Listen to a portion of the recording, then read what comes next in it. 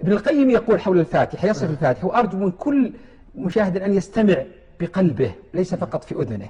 يقول: فاتحة الكتاب وأم القرآن والسبع المثاني والشفاء التام والدواء النافع والرقية التامة ومفتاح الغنى والفلاح وحافظة القوة ودافعة الهم والغم والخوف والحزن لمن عرف مقدارها وأعطاها حقها وأحسن تنزيلها على دائه وعرف أوجه الاستشفاء والتداوي بها. أحد أعظم الأسرار أنها شافية. من المسلمين يقرأ الفاتحة على أنها شفاء ويستشفي بها؟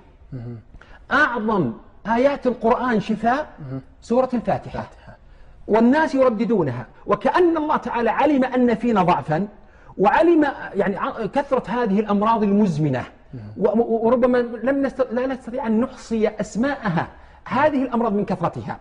من المسلمين، وهذا سؤال، من المسلمين، وأكرر المرة الثالثة، من المسلمين يقرأ الفاتحة في فريضة الصلاة بنية الاستشفاء؟ لأن الفاتحة تقرأها في أول يومك بصلاة الفجر، صحيح. تستفتح بها اليوم، لاحظ الأثر النفسي الكبير.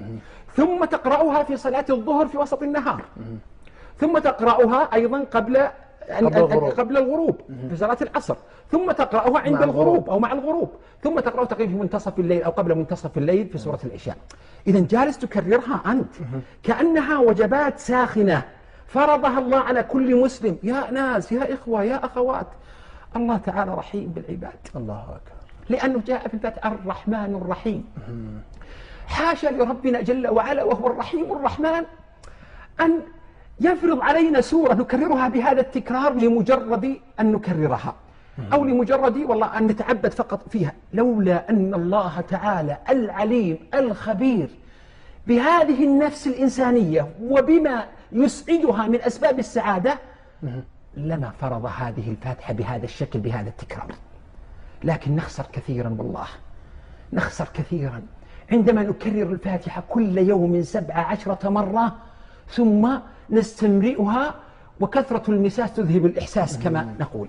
والله العظيم أن تكرار الفاتحة إذا أخذناه بمفهومه الصحيح طاقة روحية، شحنات إيمانية، شحنات روحية، شحنات، لا أقول جانب إيماني فقط، ولا أقول جانب روحاني فقط، جانب حسي.